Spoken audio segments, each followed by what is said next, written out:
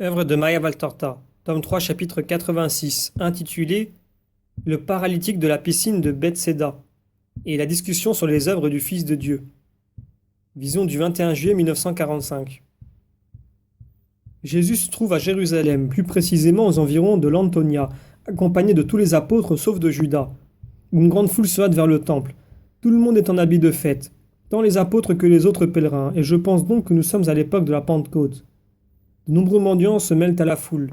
Ils se plaignent de leur misère et des refrains apitoyés et se dirigent vers les meilleurs endroits, près des portes du temple ou au croisement des rues par lesquelles la foule arrive. Jésus passe en faisant l'aumône à ces malheureux qui s'ingénient, non seulement de raconter leur misère, mais à en exposer les moindres détails. J'ai l'impression que Jésus est déjà allé au temple, car j'entends les apôtres parler de Gamaliel, qui a fait semblant de ne pas les voir, bien qu'Étienne, un de ses auditeurs, lui ait signalé le passage de Jésus. J'entends aussi Barthélemy demander à ses compagnons qu'a voulu dire ce scribe par cette phrase, à un groupe de moutons de boucherie. Il parlait de quelque affaire qui le concernait, répond Thomas. Non, il nous montrait du doigt, je l'ai bien vu. D'ailleurs, sa seconde phrase confirme la première, et il a ajouté sur un ton sarcastique D'ici peu, l'agneau lui aussi sera tondu et mené à l'abattoir. Oui, je l'ai entendu moi aussi, confirme André. Bon, mais je brûle d'envie de retourner là-bas et de demander au compagnon du scribe ce qu'il sait sur Judas, dit Pierre. Ben il ne sait rien. Cette fois, Judas n'est pas là parce qu'il est réellement malade. Nous le savons, nous. Peut-être a-t-il trop souffert du voyage que nous avons fait. Nous sommes plus résistants, alors que lui, il a vécu ici dans le confort. Il se fatigue plus facilement, répond Jacques, fils d'Alphée. Oui, nous le savons, mais ce scribe a dit le caméléon est absent du groupe. Le caméléon, n'est-ce pas cet animal qui change de couleur à son gré demande Pierre. Si, Simon, mais il a sûrement voulu parler de ses vêtements toujours nouveaux. Il y tient, il est jeune, il faut l'excuser, dit d'un ton conciliant Simon le Zélote. C'est vrai aussi. Pourtant, quelle phrase curieuse, soupire Pierre. On a l'impression qu'il nous menace sans cesse, dit Jacques, fils de Zébédée. Le fait est que nous nous savons menacés et nous voyons des menaces même là où il n'y en a pas, constate Jude. Et nous voyons des fautes même là où il n'y en a pas, conclut Thomas. C'est bien vrai, le soupçon est une vilaine chose. Qui sait comment va Judas aujourd'hui? En attendant, il jouit de ce paradis et de la présence de ses gens. J'aurais plaisir à être malade, moi aussi, pour profiter de tous ces délices, dit Pierre. Ce à quoi Barthélemy répond Espérons qu'il sera bientôt guéri. Il faut terminer le voyage parce que la saison chaude nous presse. Oh, les soins ne lui font pas défaut. Et puis le maître s'en occupera si besoin est, assure André. Il avait beaucoup de fièvre quand nous l'avons quitté. Je ne sais comment elle lui est venue, dit Jacques, fils de Zébédée. Matthieu lui répond. Comment la fièvre arrive? Parce qu'elle doit venir. Mais ce ne sera rien. Le maître s'en inquiète pas le moins du monde. S'il avait vu du danger, il n'aurait pas quitté le château de Jeanne. En effet, Jésus n'est guère inquiet. Il discute avec Marziam et Jean et il avance en donnant des aumônes. Il explique certainement à l'enfant bien des choses, car je vois qu'il lui indique tel ou tel détail. Il se dirige vers l'extrémité des murs du temple, à l'angle nord-est. Là se trouve une foule nombreuse qui se rend près d'un endroit où des portiques précèdent une porte que j'entends nommer du troupeau. C'est la probatique, la piscine de Bethséda. Maintenant, observe bien l'eau. Tu vois comme elle est calme en ce moment? D'ici peu, tu verras qu'elle a une sorte de mouvement et qu'elle se soulève jusqu'à une marque humide. La vois-tu? L'ange du Seigneur descend alors. L'eau sent sa présence et le vénère comme elle le peut. L'ange porte à l'eau l'ordre de guérir l'homme qui s'y plongera au plus vite. Tu vois toute cette foule? Mais un trop grand nombre sont distraits et ne voient pas le premier mouvement de l'eau. Ou bien les plus forts repoussent sans pitié les plus faibles. On ne doit jamais se distraire en présence des signes de Dieu. Il faut garder l'âme toujours éveillée, parce qu'on ne sait jamais quand Dieu se manifeste ou envoie son ange. Il ne faut jamais être égoïste, même pour des raisons de santé. Bien des fois, parce qu'ils sont restés à discuter sur celui qui plonge le premier ou qui en a le plus besoin, ces malheureux manquent le bienfait de la venue de l'ange. Patiemment, Jésus donne toutes ces explications à Marziam qui le regarde, les yeux grands ouverts, attentifs, mais sans cesser de surveiller l'eau pour autant. Peut-on voir l'ange? Cela me plairait. Lévi, un berger de ton âge, l'a vu. Regarde bien toi aussi et sois prêt à le louer. L'enfant ne se distrait plus. Ses yeux regardent alternativement l'eau et au-dessus de l'eau. Il n'entend plus rien, ne voit rien d'autre. Jésus, pendant ce temps, regarde ce petit peuple d'infirmes, d'aveugles, d'estropiés, de paralytiques qui attendent. Les apôtres eux aussi observent attentivement. Le soleil produit des jeux de lumière sur l'eau et envoie réellement les 5 rangées de portiques qui entourent les piscines. Voilà, voilà, s'écrie Marziam. L'eau se gonfle, s'agite, resplendit. Quelle lumière! L'ange! Et l'enfant se met à genoux. En effet, le mouvement de l'eau dans le bassin donne l'impression qu'elle augmente de volume sous l'effet d'un flot subit qui s'y introduit, la fait bouillonner et monter jusqu'au bord. Pendant un instant, l'eau resplendit comme un miroir sous le soleil, en une lumière éblouissante. Un boiteux se jette rapidement dans l'eau pour en sortir peu après, avec la jambe, déjà marquée d'une grande cicatrice, parfaitement saine. Les autres se plaignent et se disputent avec l'homme guéri. Ils lui disent que lui, il pouvait encore travailler, mais pas eux. Et la querelle se prolonge. Jésus regarde tout autour et voit sur un grabat un paralytique qui pleure doucement. Il s'en approche, se penche et le caresse en lui demandant « Tu pleures ?»« Oui, personne ne pense jamais à moi. Je reste ici, tous guérissent. Moi jamais. Cela fait 38 ans que je suis sur le dos. J'ai tout dépensé. Les miens sont morts et maintenant je suis à la charge d'un parent éloigné qui me porte ici le matin et me reprend le soir. Mais comme cela lui pèse de le faire. Ah, je voudrais mourir. Ne te désole pas. Tu as eu tant de patience et de foi. Dieu t'exaucera. Je l'espère, mais il me vient des moments de découragement. Toi, tu es bon, mais les autres. Celui qui est guéri pourrait, par reconnaissance pour Dieu, rester ici pour secourir ses pauvres frères. Il devrait le faire, en effet. Mais n'aie pas de rancœur. Il n'y pense pas. Ce n'est pas de la mauvaise volonté. C'est la joie de la guérison qui les rend égoïstes. Pardonne-leur. Tu es bon, toi, tu n'agirais pas ainsi. Moi, j'essaie de me traîner avec les mains jusque-là, lorsque l'eau du bassin s'agite. Mais il y a toujours quelqu'un d'autre pour me passer devant et je ne puis rester près du bord. On me piétinerait. Et même si je restais là, qui m'aiderait à descendre? Si je t'avais vu plus tôt, je te l'aurais demandé. Veux-tu vraiment guérir? Alors lève-toi, prends ton lit et marche. Jésus s'est redressé pour donner cet ordre et il semble qu'en se relevant, il rêve aussi le paralytique qui se met debout, puis fait 1, 2, 3 pas comme s'il n'y croyait pas, derrière Jésus qui s'éloigne. Et comme il marche vraiment, il pousse un cri qui fait se retourner tout le monde. « Mais qui es-tu? Au nom de Dieu, dis-le-moi. L'ange du Seigneur, peut-être? » Je suis plus grand qu'un ange. Mon nom est Pitié. Va en paix. Tous s'attroupent. Ils veulent voir, ils veulent parler, ils veulent guérir. Mais les gardes du temple accourent. Je crois qu'ils surveillent aussi la piscine et dispersent par des menaces cette assemblée bruyante. Le paralytique prend son brancard. 2 barres montées sur 2 paires de petits trous et une toile usée clouée sur les barres, et il s'en va, tout heureux en criant à Jésus. « Je te retrouverai, je n'oublierai pas ton nom ni ton visage. » Jésus, se mêlant à la foule, part d'un autre côté, vers les murs.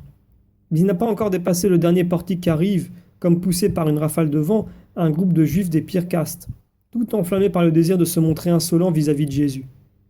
Ils cherchent, regardent, scrutent, mais ils n'arrivent pas à bien comprendre ce dont il s'agit et Jésus s'éloigne. Déçus, suivant les renseignements des gardiens, ils assaillent le pauvre paralytique, guéri et heureux, et ils lui font des reproches. « Pourquoi emportes-tu ce lit? C'est le Shabbat, cela ne t'est pas permis. » L'homme les regarde. « Moi, je n'en sais rien. Je sais que celui qui m'a guéri m'a dit « Prends ton lit et marche. » Voilà tout ce que je sais. C'est sûrement un démon car il t'a ordonné de violer le Shabbat. Comment était-il? Qui était-ce? Un Judéen? Un Galiléen? Un prosélyte? Je ne sais pas. Il était ici. Il m'a vu pleurer et s'est approché de moi. Il m'a parlé. Il m'a guéri. Il est parti en tenant un enfant par la main. Je suppose que c'est son fils car il pourrait avoir un fils de cet âge. Un enfant? Alors ce n'est pas lui. Comment a-t-il dit qu'il s'appelait? Ne le lui as-tu pas demandé? Ne mens pas. Il m'a dit qu'il s'appelait Pitié. Tu n'es qu'un imbécile, ce n'est pas un nom cela. L'homme hausse les épaules et part. Les autres disent. C'était sûrement lui. Les scribes Ananias et Zachée l'ont vu au temple. Mais lui, il n'a pas d'enfant. Pourtant, c'est bien lui. Il était avec ses disciples. Mais Judas n'y était pas. C'est celui que nous connaissons bien. Les autres peuvent être des gens quelconques. Non, c'était bien eux. Et la discussion se poursuit alors que les portiques se remplissent de malades. Jésus rentre dans le temple par un autre côté, du côté ouest, celui qui fait le plus face à la ville. Les apôtres le suivent.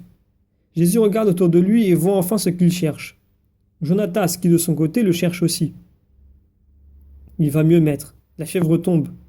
Ta mère dit aussi qu'elle espère pouvoir venir d'ici le prochain Shabbat. Merci, Jonatas. Tu as été ponctuel. Pas tellement, j'ai été retenu par Maximin, l'intendant de Lazare. Il te cherche. Il est allé au portique de Salomon. Je vais le rejoindre. Que la paix soit avec toi, et porte ma paix à ma mère et aux femmes disciples, ainsi qu'à Judas. Et Jésus se dirige rapidement vers le portique de Salomon, où effectivement il trouve Maximin. Lazare a appris que tu étais ici. Il veut te voir pour te dire une chose importante. Viendras-tu ? Sans aucun doute et sans tarder. Tu peux lui dire de m'attendre dans le courant de la semaine. Maximin s'en va à son tour après avoir échangé quelques mots. Allons encore prier, puisque nous sommes revenus jusqu'ici, dit Jésus. Il se dirige vers l'atrium des Juifs. Mais tout près de là, il rencontre le paralytique guéri qui est venu remercier le Seigneur. Le miraculeux l'aperçoit au milieu de la foule, le salue joyeusement et lui raconte ce qui est arrivé à la piscine après son départ. Et il termine. Un homme qui s'est étonné de me voir ici en bonne santé m'a dit qui tu es. Tu es le Messie. Est-ce vrai ? Je le suis. Mais même si tu avais été guéri par l'eau ou par une autre puissance, tu aurais toujours le même devoir envers Dieu, celui d'utiliser ta bonne santé pour bien agir. Tu es guéri. Va donc avec de bonnes intentions. Reprends les activités de la vie et ne pêche jamais plus. Que Dieu n'ait pas à te punir davantage encore. Adieu. Va en paix. Je suis âgé, je ne sais rien, mais je voudrais te suivre pour te servir et pour apprendre. Que veux-tu de moi ? Je ne repousse personne. Réfléchis cependant avant de venir. Et si tu te décides, viens. Où ? Je ne sais pas où tu vas. Je parcours le monde. Tu trouveras partout des disciples qui te guideront vers moi. Que le Seigneur t'éclaire pour le mieux. Jésus rejoint sa place et prie. Je ne sais si le miraculé va spontanément trouver les Juifs ou si ceux-ci, étant aux aguets, l'arrêtent pour lui demander si celui qui lui a parlé est celui qui l'a miraculeusement guéri. Je sais que l'homme parle avec les Juifs puis s'en va, alors que ceux-ci s'avancent près de l'escalier par lequel Jésus doit descendre pour passer devant les autres cours et sortir du temple. Quand Jésus a même le salué, il le questionne. Tu continues donc à violer le Shabbat malgré tous les reproches qui t'ont été faits ? Et tu veux qu'on te respecte comme envoyé de Dieu ? Envoyé ? Davantage encore. Comme fils, car Dieu est mon Père. Si vous ne voulez pas me respecter, abstenez-vous-en. Mais moi, je ne cesserai pas pour autant d'accomplir ma mission. Il n'est pas un seul instant où Dieu cesse d'agir. Maintenant encore, mon Père est à l'œuvre et moi de même. Car un bon fils fait ce que fait son Père, et parce que je suis venu sur la terre pour être à l'œuvre. Des gens s'approchent pour écouter la discussion. Certains d'entre eux connaissent Jésus. À d'autres, il a fait du bien, d'autres encore le voient pour la première fois. Certains l'aiment, d'autres le haïssent, beaucoup sont incertains. Les apôtres entourent de près le maître. Marciam a presque peur et sa petite frimousse paraît au bord des larmes. Les Juifs, un mélange de scribes, de pharisiens et de sadducéens, crient bien fort au scandale. « Tu oses ? Ah ! Il se dit le Fils de Dieu ! Sacrilège ! Dieu est celui qui est, il n'a pas de fils. Appelez donc Gamaliel, appelez donc Sadoc. Rassemblez les rabbis pour qu'ils l'entendent et le confondent. Ne vous agitez pas. Appelez-les et ils vous diront, s'il est vrai qu'ils savent, que Dieu est un et trine. Père, Fils et Saint-Esprit, et que le Verbe, c'est-à-dire le Fils de la pensée, est venu, comme on l'avait prophétisé, pour sauver du péché Israël et le monde. Je suis le Verbe. Je suis le Messie annoncé. Il n'y a donc pas de sacrilège si j'appelle mon Père celui qui est le Père. Vous vous irritez de ce que j'accomplis des miracles parce que grâce à eux j'attire à moi les foules et les persuade. Vous m'accusez d'être un démon parce que j'opère des prodiges. Mais Belzéboul est dans le monde depuis des siècles, et en vérité, il ne manque pas d'adorateurs dévoués. Alors, pourquoi ne fait-il pas ce que je fais? Les gens murmurent. C'est vrai, personne ne fait ce qu'il fait, lui. Jésus poursuit. Je vous le dis, c'est parce que je sais que lui, il ignore, et que je peux ce qui lui est impossible. Si je fais les œuvres de Dieu, c'est parce que je suis son fils. De soi-même, personne ne peut arriver à faire ce qu'il a vu faire. Moi, le Fils, je peux seulement faire ce que j'ai vu faire du Père, car je suis un avec lui depuis les siècles des siècles, pas différent de lui, ni en substance ni en puissance. Tout ce que fait le Père, je le fais moi aussi, qui suis son Fils. Ni Belzéboul ni d'autres ne peuvent en faire autant, parce qu'ils ne savent pas ce que je sais. Le Père m'aime, moi, son Fils, et il m'aime sans mesure, comme moi aussi je l'aime. C'est pourquoi il m'a montré et me montre tout ce qu'il fait, afin que je fasse ce qu'il fait, moi sur la terre, en ce temps de grâce, lui au ciel, avant que le temps n'existe pour la terre. Et il me montrera des œuvres toujours plus grandes afin que je les accomplisse et que vous puissiez vous en émerveiller. Sa pensée est inépuisable. Moi je l'imite, parce que je suis également inépuisable pour accomplir ce que le Père pense et veut par sa pensée. Vous ne savez pas encore tout ce que l'amour crée sans jamais s'épuiser. Nous sommes l'amour. Il n'est pas de limite pour nous, et il n'y a rien qui ne puisse être appliqué aux 3 degrés de l'homme. L'inférieur, le supérieur, le spirituel. En effet, de même que le Père ressuscite les morts et leur rend la vie, moi aussi le Fils, je peux donner la vie à qui je veux, et même, en raison de l'amour infini que le Père porte au Fils, il m'est accordé non seulement de rendre la vie à la partie inférieure de l'homme, mais aussi à la partie supérieure, en délivrant la pensée et le cœur de l'homme des erreurs de l'esprit et des passions mauvaises, et à la partie spirituelle en rendant à l'âme son indépendance à l'égard du péché. Le Père, en effet, ne juge personne, il a remis tout jugement au Fils, car le Fils est celui qui, par son propre sacrifice, a acheté l'humanité pour la racheter. Le Père agit ainsi par justice, car il est juste que l'on donne à celui qui paie avec sa propre monnaie, et pour que tous honorent le Fils, comme déjà ils honorent le Père.